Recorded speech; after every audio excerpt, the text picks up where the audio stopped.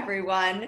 Welcome to Sacred Stories. Oh, what a pleasure to be together in sacred community today. I'm so excited to be in conversation with Keira.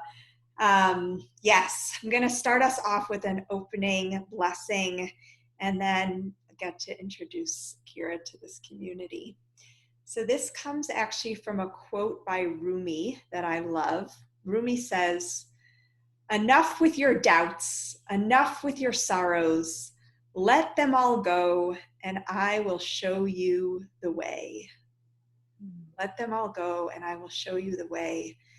So my blessing for each of us today is that we have the courage and the bravery to release the heaviness, to release anything that does not serve us, that is not in our highest interest, to fall back into the loving arms of Spirit, to fall back into our own inner divine wisdom, and to have the courage to be shown the way, to have our path revealed to us in beautiful and new ways that are beyond our imagining.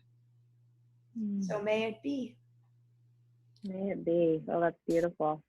Yeah. So one of the reasons that I created Sacred Stories is that in listening to others' stories, we hear our own.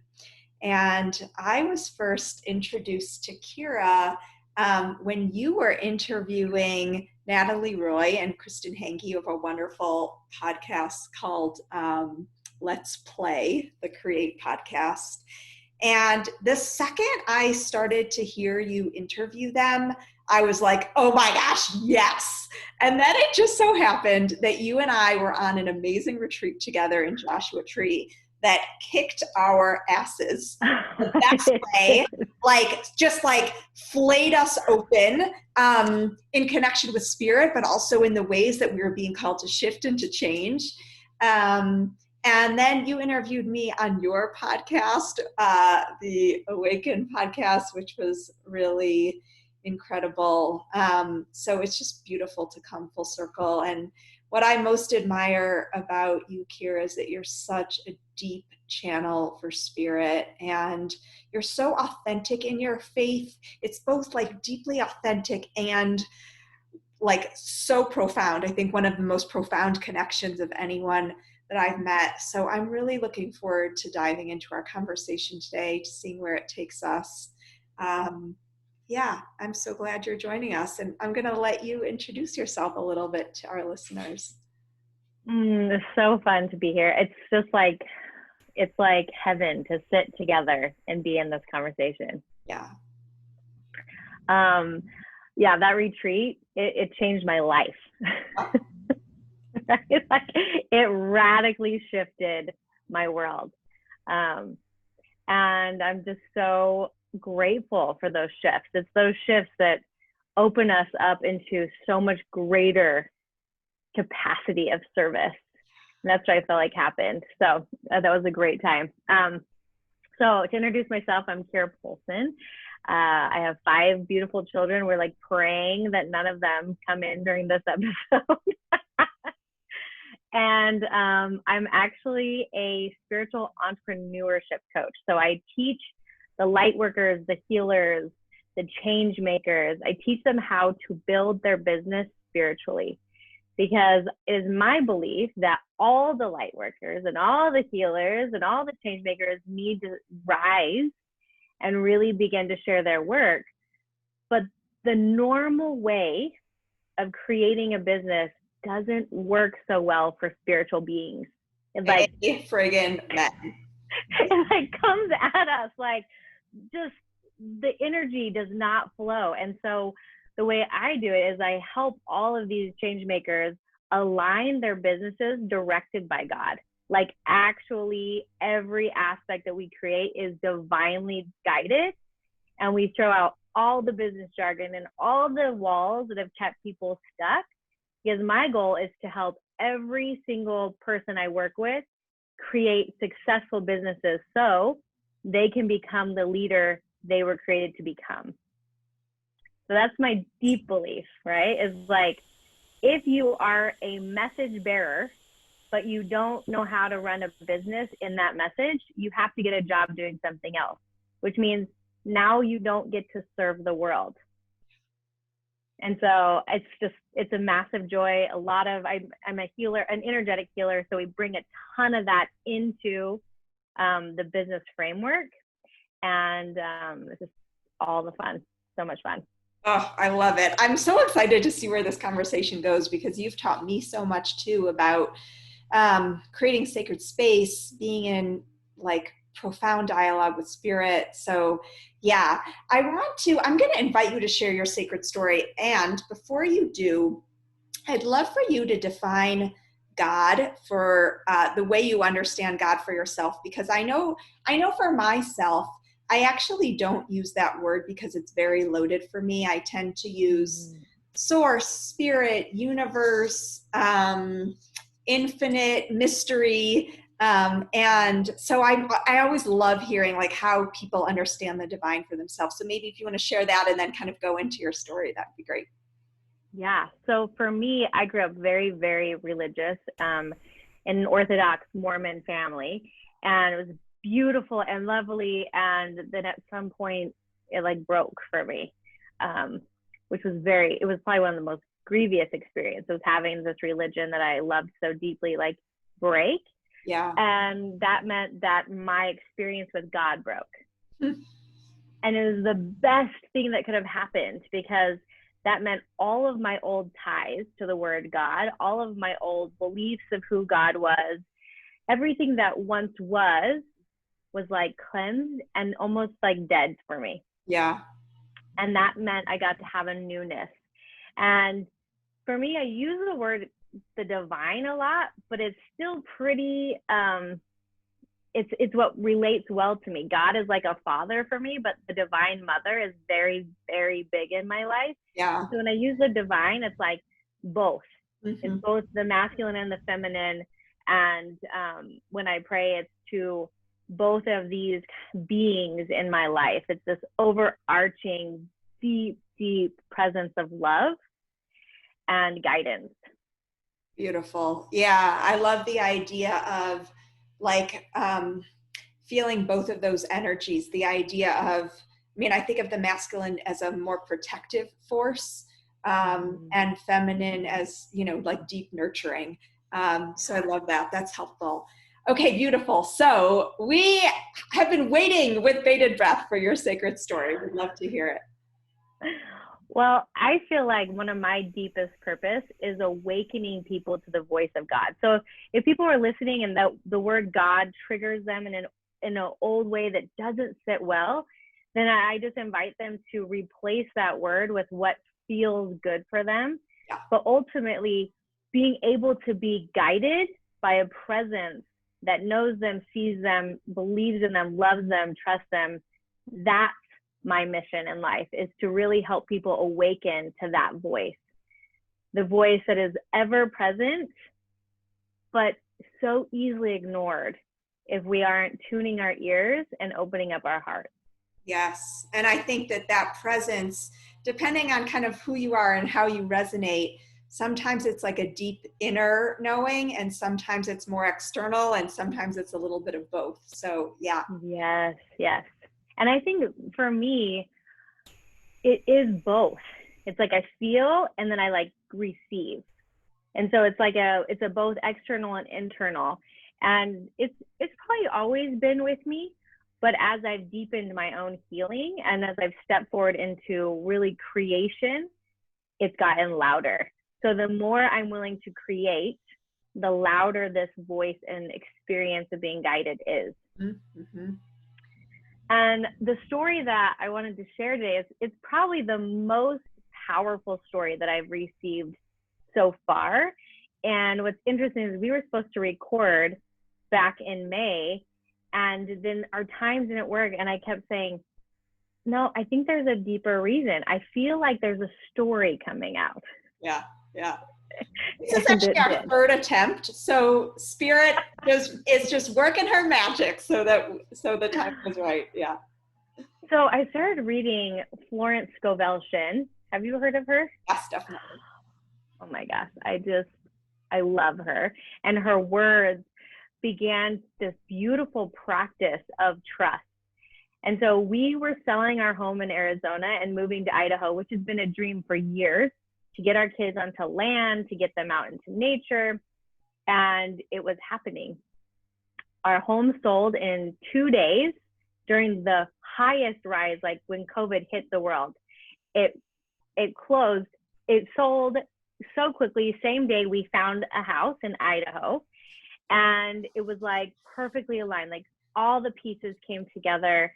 It happened with so much ease. We were like signing documents while we were vacationing. It was like, oh, this is so lovely. Yeah. Oh, it's amazing. And then a week before the home in Idaho was to close, because of COVID, getting a loan as self-employed humans was very hard. And we were still not sure if we were going to get the loan. And so a week before, I was praying in my sacred space, and I was like, God, like, show me, what do I need to do? What do I need to do? Like, do we need to start looking for a rental? Are we going to be able to get this home? And in that moment, I just heard, this is your Red Sea.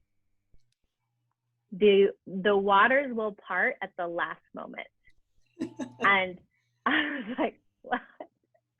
And for 3 days, I went in there because every morning I spend time in there, and every morning I was just asking what I needed to be doing. And for 3 days straight, I heard the same message. And on the third day, after I received, I asked, okay, well, then what do I need to do right now? And I heard, pick up the book. And in front of me was Florence Scovel's book. And it's the compilation of her book, like all 4 of her books. And I'd only gotten through the first book, so I'd never even gotten to the other 3. And so I held the book like I do, and I opened it, and I looked down, and the title of the chapter said, Crossing Your Red Sea. Of course. And I was like, oh my gosh. It was like this knowingness of like, yeah, okay, this is it. Yeah. This is what God is telling me. I will move forward with faith. So, you know, Florence always says, dig your ditches. And by meaning that, meaning even if it says there will be no rain, if you dig your ditches, the rain will show up. Yeah. And so I closed all of our accounts for the old house, and they said, what's the forwarding address? And I'm going to dig my ditches. And I gave them the new house's address, even though it was not our house. And I just said, so great. I'm going to dig my ditches. Yeah. And it's like living as if. That phrase is kind of a similar idea, right? Right? Yeah. As if this is so. Yeah. And so Tuesday comes, I have a son staring at me right in the face, just laughing at me. But Tuesday came, both homes were supposed to close on the same day. The Arizona home closed, and we packed our U-Haul and we drove to Idaho, and the Idaho home, there wasn't even near being closed. And I got in the car and I said, all right, let the waters part. I am driving to Idaho. Yes. And that is not how it went. We actually went 2.5 weeks homeless, unsure of if we were going to get the home. Yeah. And every time friends and family would be like, what are you doing? What are your plans? I kept saying, no, the waters will part. They will part. I have been shown. But here's this really interesting part that I see, is that I received very strong inspiration at the beginning. Yeah. And then I took my action. And then in those 2.5 weeks, silence. It was like the heavens were silent. And I kept asking and nothing. Yeah. Nothing was coming. Yeah. And it was this space of how strong can I hold my faith in what I had been promised by the divine, even in the face of massive uncertainty. Yeah. And you know, we slept in my brother's garage for a few days, and then we went and stayed in this horrible Airbnb where there wasn't enough beds for everyone, and the washing machine was next to the fridge, and it was just like it was like the darkest of energy, like hopelessness, Yeah, yeah, yeah. right? Like here we were living out of a U-Haul, 5 kids staying in this tiny little basement, so no light coming in. Like it was like the depths of despair kind of feeling. There's always a really crappy Airbnb in every good story.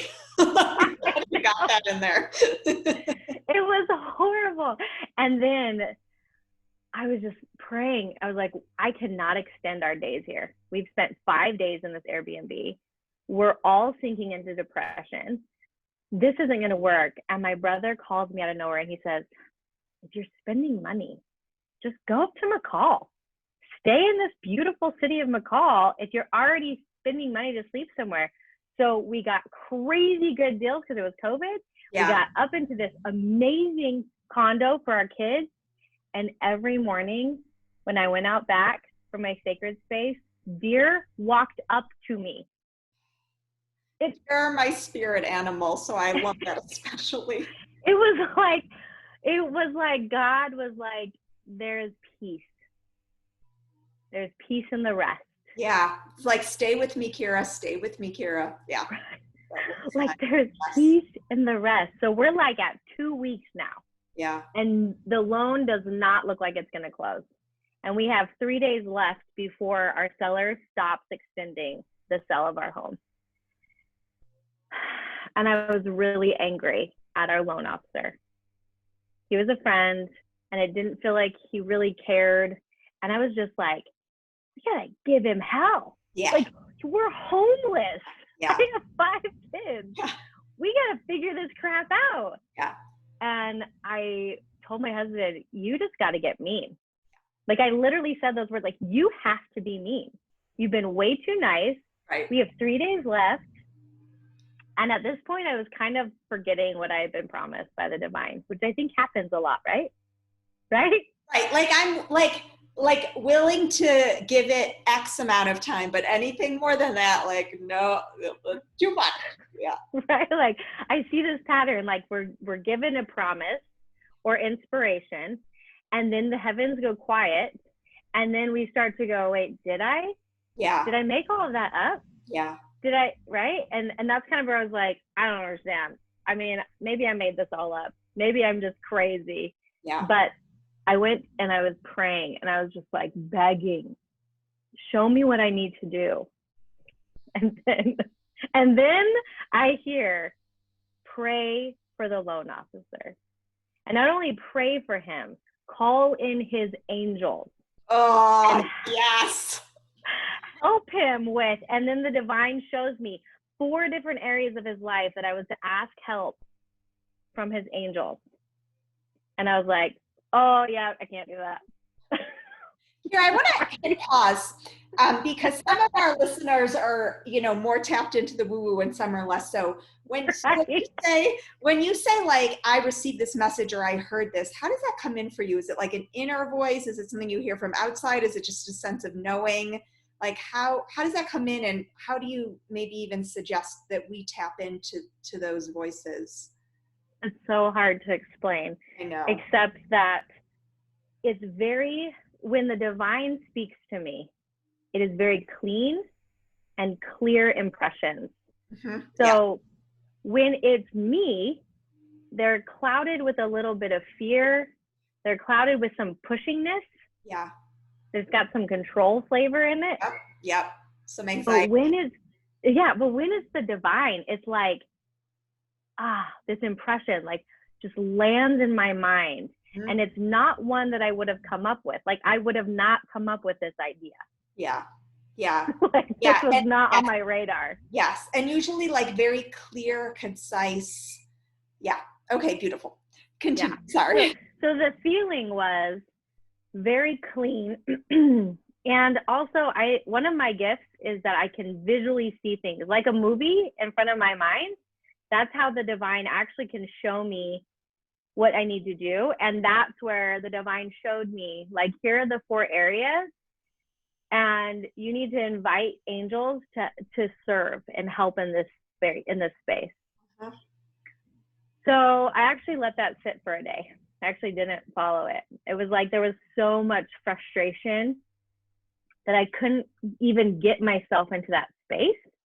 My humanness was at the highest level, right? Like I was feeling pretty tapped out spiritually. But the night before our home was it was the last day of closing, I did what I was inspired to do. Mm. And I really felt a change in my heart. Yeah. Like it was like my heart changed. Yeah.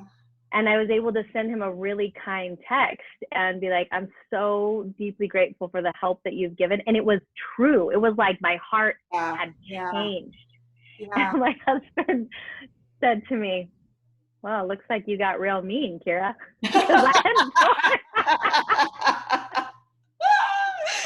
Yes, so great. But I love this so much because, I mean, I use this in my own forgiveness practice too, right? Like ways that I feel like people didn't treat me right or whatever. I find that when I can soften my heart and just be like, you know, send them so much love and blessings. It releases some of the cement around my own being, you know? Right. Yeah, that's what it was like. I released the resentment and the bitterness, and in doing, like, love filled my heart, and I felt massive love for this person. Yeah. And then the next day we got the text that said, your loan will close today at 3. Boom. And the waters parted at the very last minute. Oh, Keira, I love this so much. And it reminds me of, it's called a midrash in Judaism. It means a story about a story in the Torah, in the Bible, because the Torah, the Bible is very sparse. It doesn't have like feelings or thoughts or excessive description. And so there's a story about the Red Sea parting and like what exactly happened in that moment. And it's about a man named Nachshon. And basically the story goes that all of the Israelites could hear the Egyptians approaching, like the thunder of the horses' hooves and the chariots and the shouts of them. And, you know, Moses raises his staff for the seas to part and silence. Nothing happens, right? And so this one man comes forward, Nachshon, and he's like, we just have to start to take the steps in exactly the way that you described. So he starts to walk into the water and it's up to his ankles. And what happens? Nothing. He takes another step and all the Israelites are like, dude, what are you doing? You know, now the water is up to his knees. What happens? Nothing. He takes another step. They can hear Pharaoh's armies getting closer. It's up to his waist. Nothing. He keeps going. It's at his chest. They're like closing in on them, closing in on them, closing in on them. All of the other Israelites are like, this guy is crazy. Finally, the water gets up to his nose. So he's like lifting his nostrils above the water, and then the seas part. And, you know, when you shared this story with me originally, I was like, oh, it's exactly like that. Like there has to be this radical faith sometimes in what's unseen. Yeah.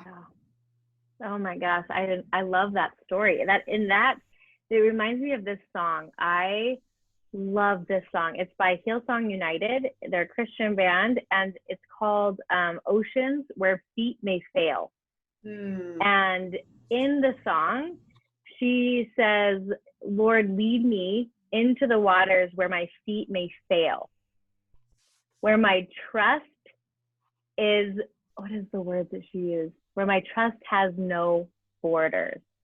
Oh. And it's like, that's the space. That's the space of pure magic and working with the divine, of when we can say, lead me to where I can't stand, and then extend my trust far greater than the borders it has ever been at. And then allow me to find that I'm held there. This is the conversation. Oh my gosh, I'm writing this down. Where trust has no borders. I'm thinking about your text to the loan officer, and that also being an example of like breaking down the borders and the boundaries around um, distrust, you know? Yeah. Yeah. Yeah. Yeah. I want to share, I love this so much. I want to um, bring this story into all of your wisdom around feminine entrepreneurship and feminine leadership and Yeah. feminine models of creating the world that we all want to live in. So I'm going Yeah. to share another Torah story. It's so interesting. Like when me as rabbi comes out, I haven't been doing a lot of like Torah wisdom, so I'm loving this opportunity to dance it I with. love it. Yeah. So this is another like story about a story in the Torah.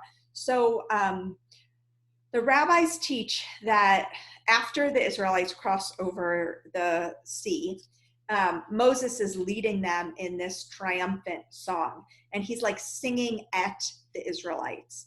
His song is recorded in the Torah. It's actually really beautiful. It's set apart in this totally different script that's like really flowy and stuff.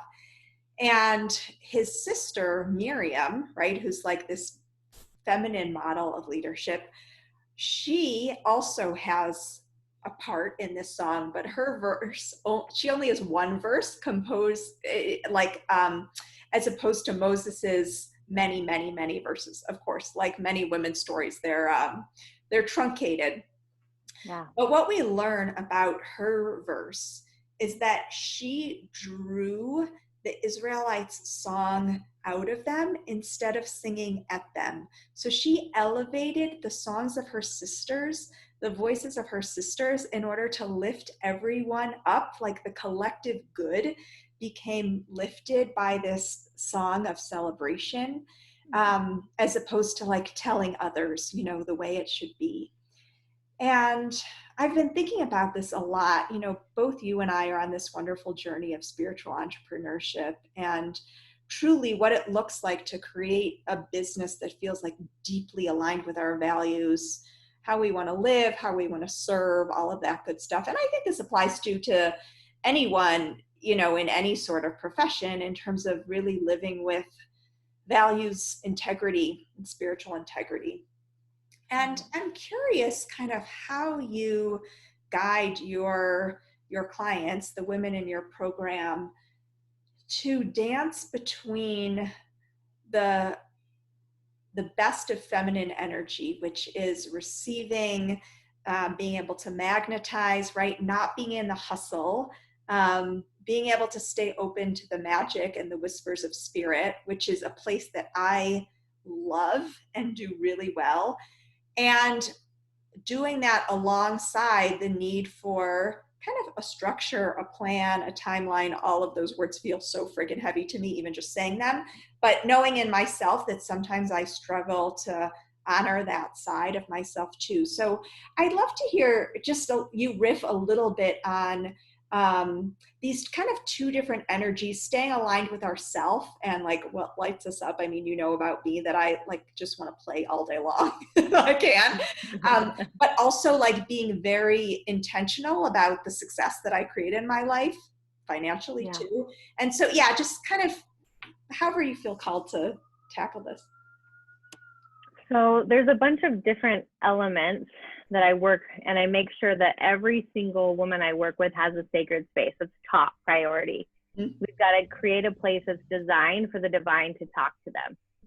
And then I also teach them how to do healing work. And I feel like the healing work, it's like a mixture. It's a mixture of the feminine because you're receiving healing work, but you're also in high action. Yeah. And so it's like the healing work is this beautiful mixture. And then I always invite them to ask the divine every day, what are my top 3 important things that have to be done for my business? And I say, you might get a whole list, but those top 3, those are non-negotiable. And if you find yourself going down like some rabbit hole and you go, oh, my top 3 haven't been completed, you go back and you follow what the Never divine happened gave to you. me. What? Rabbit holes? No. But that's it. Like even our action even our high, bold, courageous actions of reaching out to a huge person to collaborate with or reaching out to a new client, these actions are actually divinely given. So there's this receiving in it. So they're equally balanced. You're not, every time I can see it in my clients, that anytime they start to get here, like, okay, well, okay, I gotta send this email and I gotta do this and I gotta do this. I can feel the energy isn't that of which is going to create what they need. And so we drop it back in and I invite them. I mean, I am a big believer of using your spiritual team.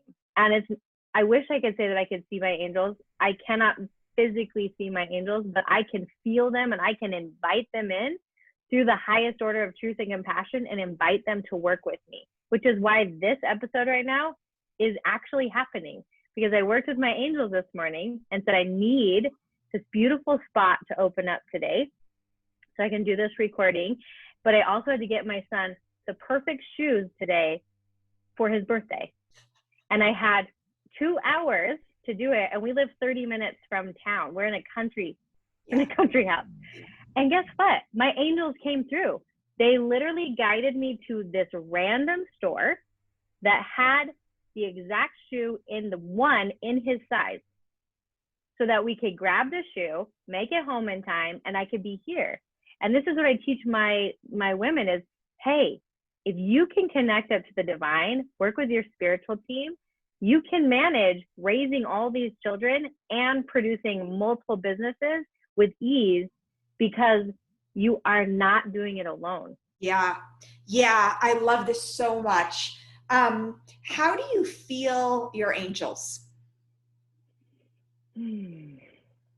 Well,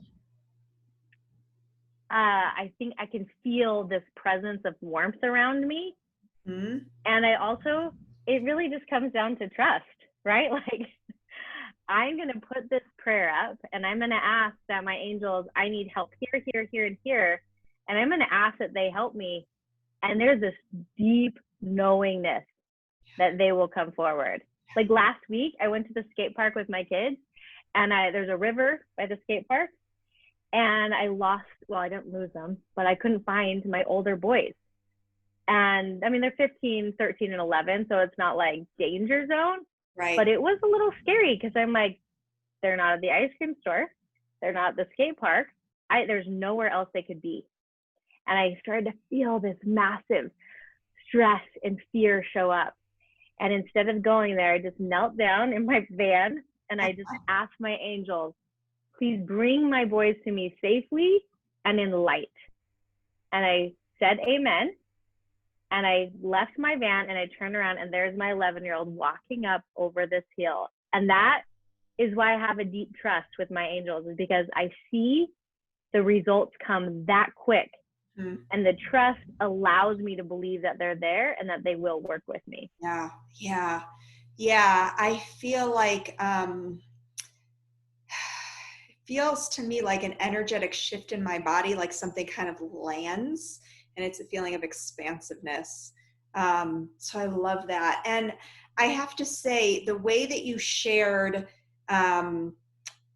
it's like so like the basis is all the beauty of feminine energy, but also so concrete for our listeners. The idea of starting with sacred space, doing healing work, feeling into the top 3 things that need to happen, and then tapping into the invisible world for ways to get assistance when we're feeling like it's too much for us to handle alone, is like both so practical and so magical. And I love that combination.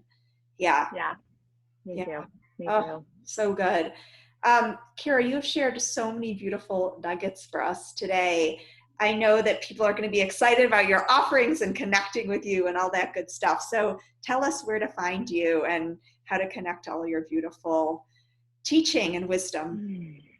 So easiest way is Instagram, just my name, Keira Poulsen. And I have a website that's keirapoulsen.com. Everything is pretty simple. My publishing house, that website will be coming out in a month. Woo! And that will be Freedom House Publishing Co. So that's exciting. But what I'm so excited about is this new offering I just created 2 weeks ago. Is a 7-day training on how to create sacred space. And it's completely free. And I do that because this is my work. My work is to teach people how to connect to the divine, and sacred space, like creating and cultivating a space that is dedicated only to the communion with the divine. It's magic. It's absolute magic. And it's the seed of all the greatness that people are searching for. That's the source in which they can receive. And so I would love to give it to whoever's listening. It's a phenomenal training. You're such a master at this too. I've learned so much from you about creating sacred space. And I have like a little corner that kind of looks out over the Rockies where I go to connect. So yeah, I'm all of the links will be in our show notes. I'm so excited for people to connect with you. Before we, I'm going to bring this sacred container to a close in a moment. Do you have any last things that you want to share with our listeners?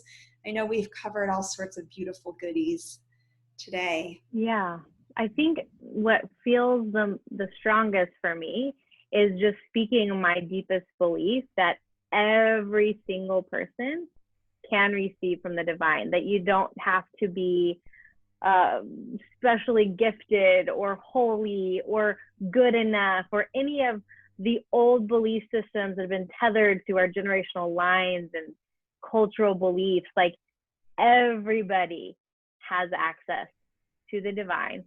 Everybody has access to receiving. All that needs to be done is a willingness and an openness to receive. And that's it. And if everyone who's listening chose that today, like chose to dedicate some time to connecting upwards and inwards, they would see a shift occur. They would feel a miracle occur. And it's something I know to the core of my being, and I believe it with every part of who I am. Oh, amen. Thank you. So powerful. So powerful. And I want to, I'm going to build on those beautiful words with a closing prayer. Thank you for your wisdom and your open-heartedness and your stories today. I'm really excited to see where your wisdom takes people. And my blessing for each of us is that we enjoy the pleasure of tapping into the unseen world, of tapping into the support, the knowing, the whimsy, the ease and flow that is all around us. And especially now when the physical world may feel heavy or may feel filled with despair, to know that there is something so much bigger going on, so much bigger surrounding us, that offers us the most sacred portal into feeling so held and so nourished and so uplifted and elevated, and that we each possess the power to offer this portal to ourselves in moments when we feel that some extra help from the divine, from the unseen world, is exactly what we need. So may it be. May it be. Thank you. Thank you. Thank you, Keira. What a blessing.